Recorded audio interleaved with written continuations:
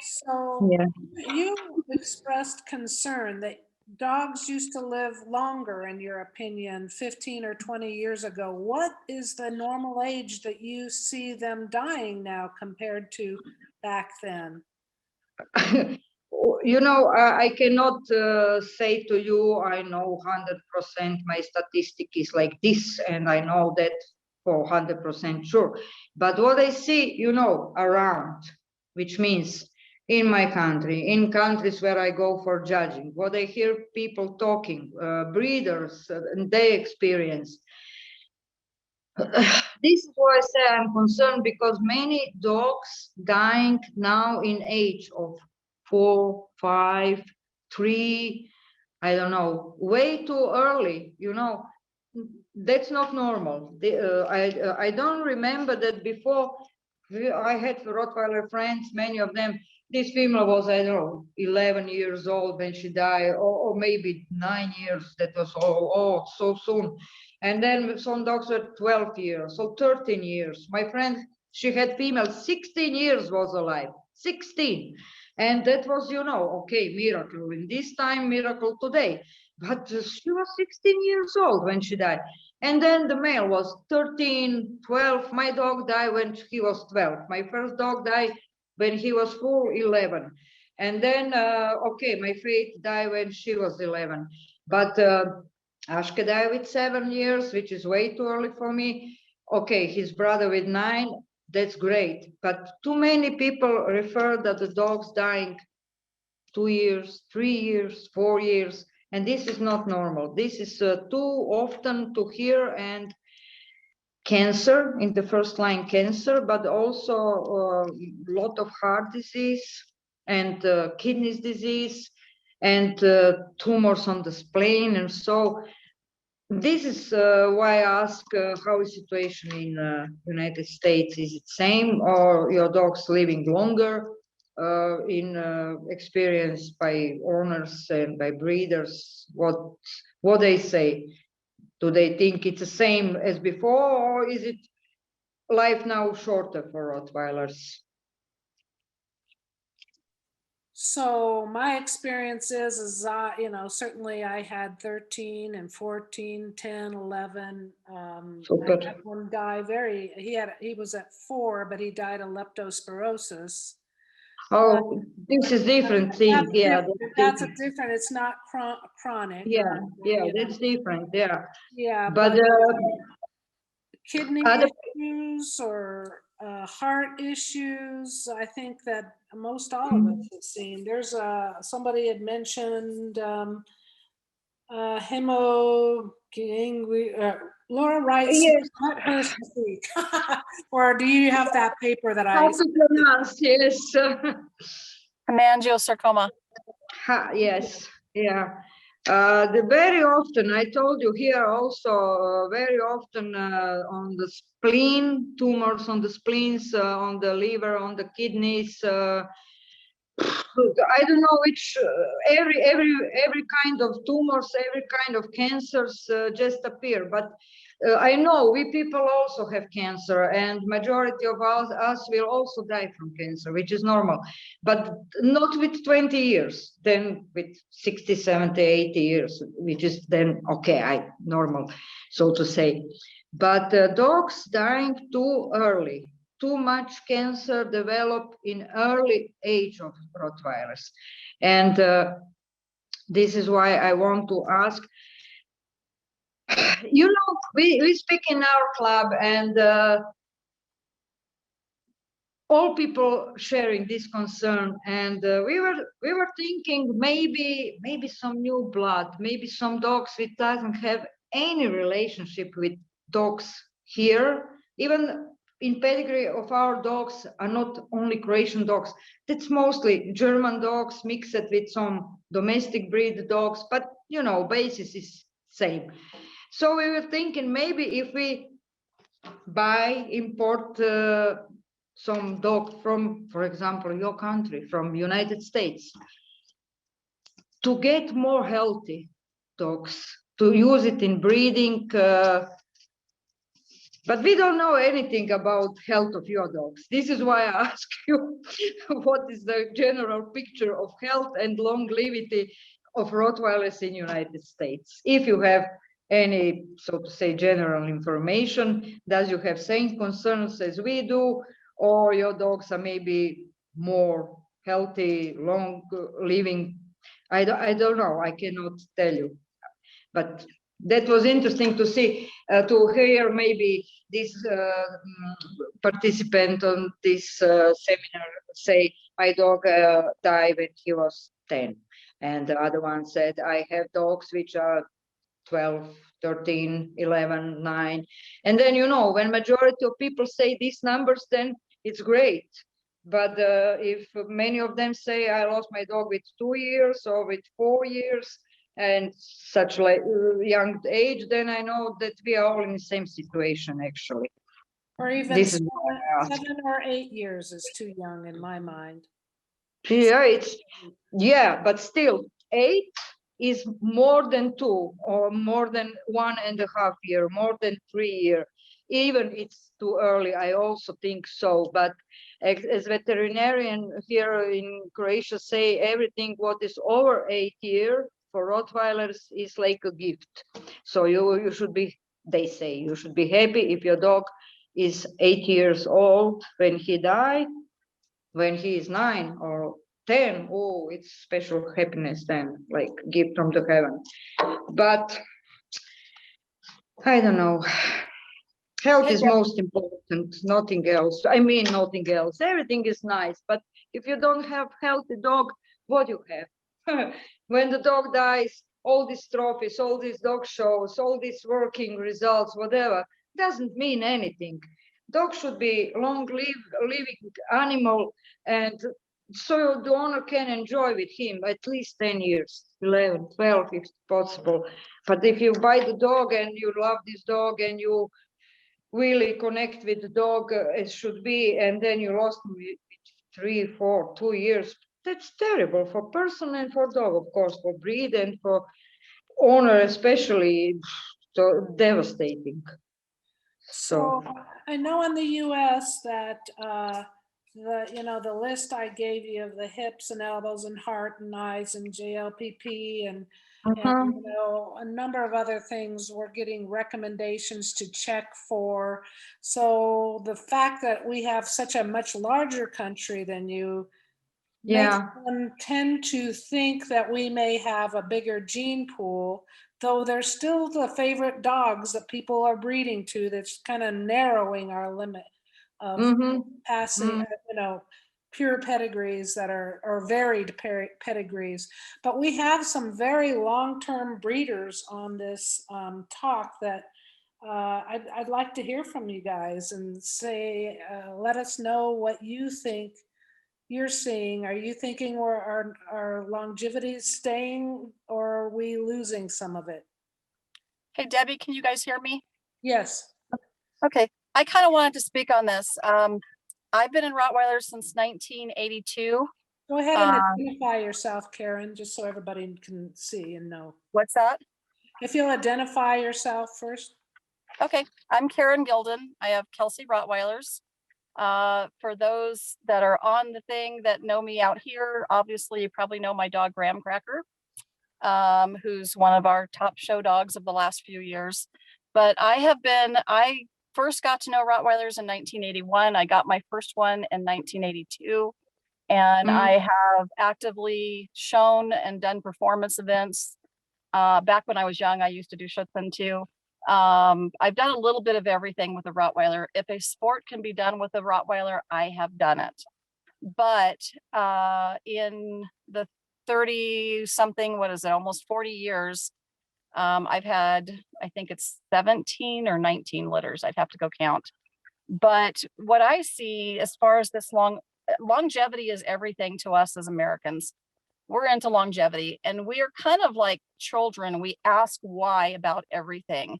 We are known to really have to always digging in and finding answers. So I think we kind of have a little bit of an edge in that we never just accept that a dog died young.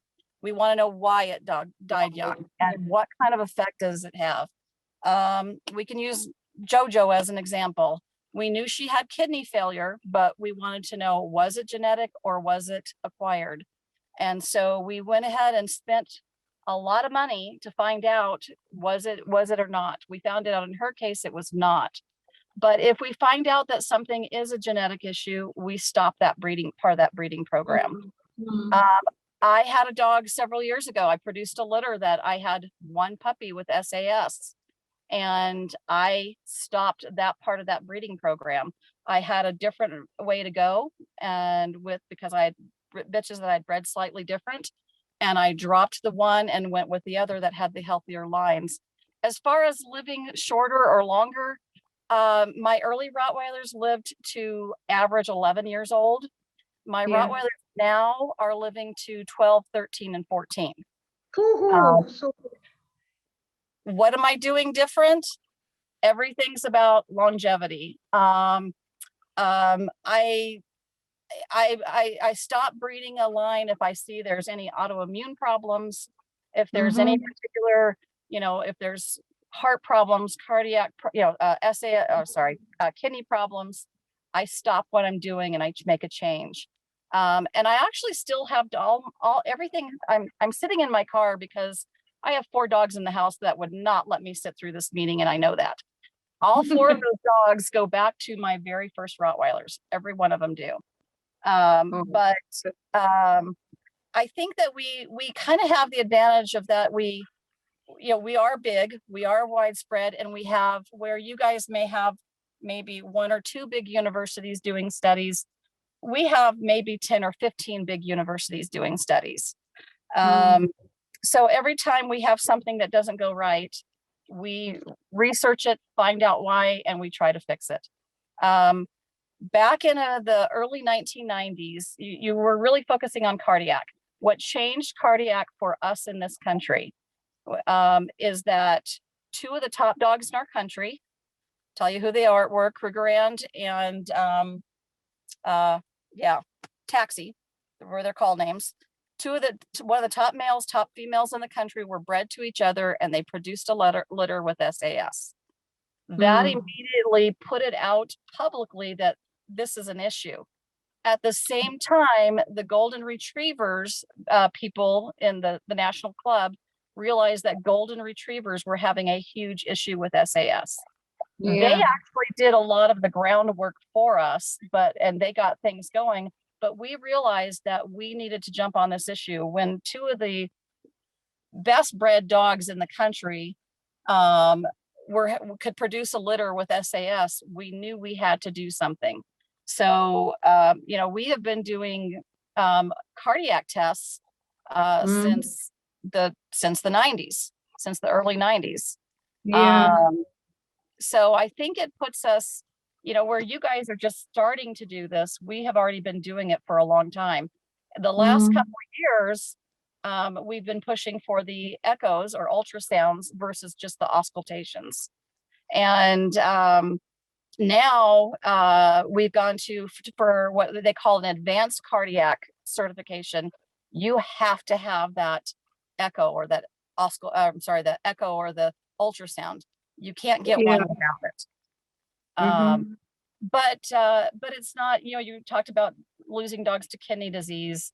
And like I said, your average backyard person who doesn't care is not going to find out why that puppy died or follow up with it. The very careful breeders are going to go back and find out what the answer is as to why it happened. I had a very successful litter, but then I had a puppy get ended up with kidney failure from an excessively high amount of E. coli. And I didn't lose her till she was 15 months old. But when we put her down, we took her to a university and had them come up with the answers of, was it genetic or was it not? In her case, it turned out it was not. But if it would have been, that would have shut down that part of that breeding program. So, but cancer is a bigger issue.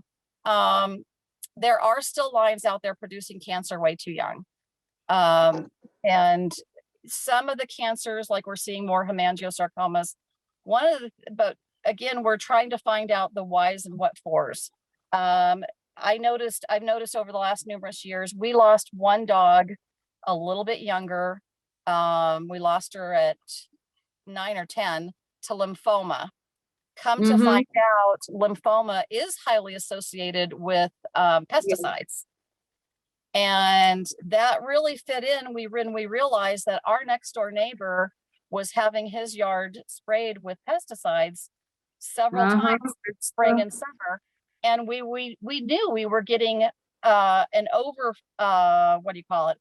Basically, it would blow over into our backyard. And, you know, so after that, what we did, we couldn't stop our neighbor from what he was doing. So what we did is we basically worked with our neighbor, found out whenever he was going to have it done, and we would not put our dogs out on that part of the yard for at least a couple of weeks in order. And I've not had any lymphoma since then. So I think that we just take a very highly proactive, and it sounds like you guys are on the right track. It's just that we're a little bit ahead of you on that. I do think that diet and environment, like you talked about the dog food, I actually do feed kibble, but I also feed food in my house too. Probably about 2/3 kibble and about 1/3 food in my house. May go half and half, but I do think that raw feeding or home cooking is better for dogs. For sure. If you can't do that, then I think you've got to feed the highest quality, and you've got to really research who made the food, where it came from. I just think that overall we are very active at trying to research things to help our dogs live longer. But I made the comment earlier, longevity is everything to me. It has always been. I want all my puppy buyers to have a dog to live to 12, 13, 14 years old. And if they're not getting puppies living that long, I need to change what I'm doing. Yes, I understand. Thank you so much for sharing with us. Oh, no problem. I'm loving hearing you talk. I mean, I know for your kennel, I hear, I'm not very familiar with dogs, but I know Kelsey's kennel, and it's mean a lot when so long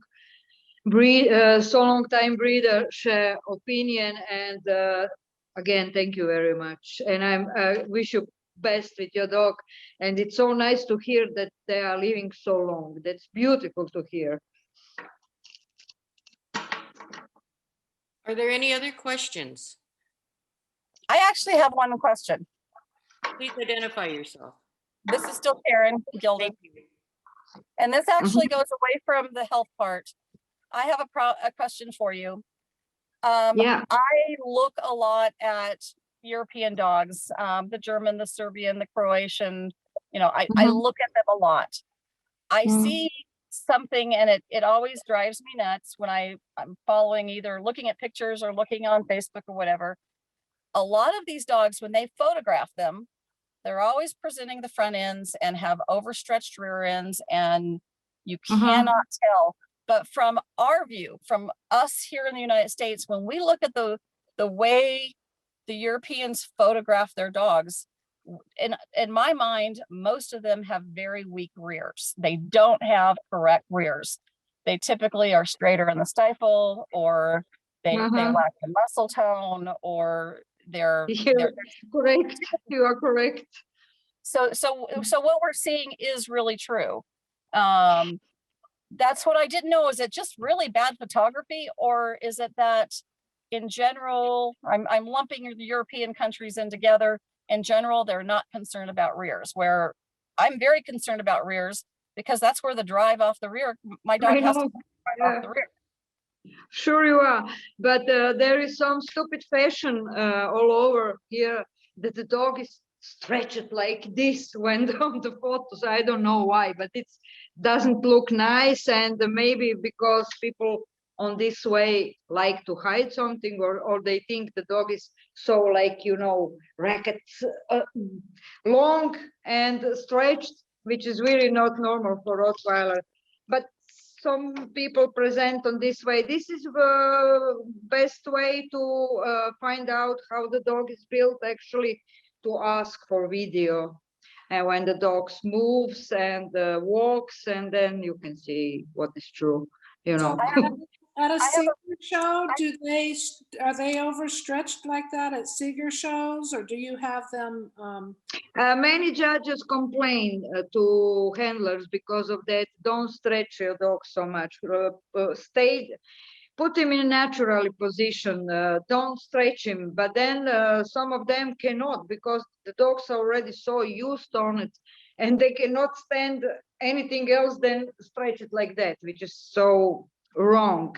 But my recommendation is always to all people who like, I know it's complicated to see dog from here, or for us to see your dogs there, how they really look like, because photos can be completely something else than the dog in nature, how he look like.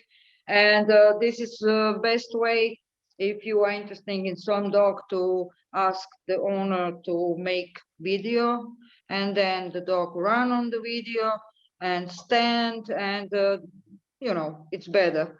Pictures are not reliable. Interestingly enough, some people, I temperament test litters for a gal that has German and Serbian imports. She's got some really nice dogs. By the way, she has the nice looking Serbian dogs. But she tried to just check into breeding to a dog. I think he was out of Germany maybe. And she asked him for different pictures with him free stacked. She's learned from me of ask for a free stack photo, or to ask for video. And I guess it's one of the, I don't know who the dog was. It's a top dog in Germany. And they refused to send her any video or a better picture. And so she ended up not breeding to him. She chose a different dog instead because he refused. Yeah, sure. Yeah, I mean, a normal owner who is selling the dog, if the buyer asks for video, it's quite normal. Today we all have cell phones. It's no problem to make some video, minute, maybe two. So everybody can do it with cell phone. There is not complication. Maybe if somebody like to hide something, then he will not make the video. But who is honest and like to show you his dog as he really look like, then it's video, no problem. Thank you so much for your input. You're welcome. Thank you. Okay, then, Marina, I thank you very much. This was very educational. Learned about you, things I didn't know about you, so that's kind of cool. And of course, we are all as crazy about Rottweilers as you probably. Yeah, that's for sure. We can Yeah, never grow old hearing about them, but thank you very much for your time, and thank you for listening. I'm always willing to talk about dogs. I don't know, I'm crazy about this breed, and I really love them more than anything. So to say, okay, my granddaughter and my daughter, that's on the first place, but after that I love much more Rottweilers than many of human beings, and I think animals are most beautiful creature on the world, and especially Rottweilers. So it was big pleasure to hear from you, and after so long time, I wish you all possible health and success with your dogs, and long living to your dogs, of course, on the first place, and hope you will hear us again one day.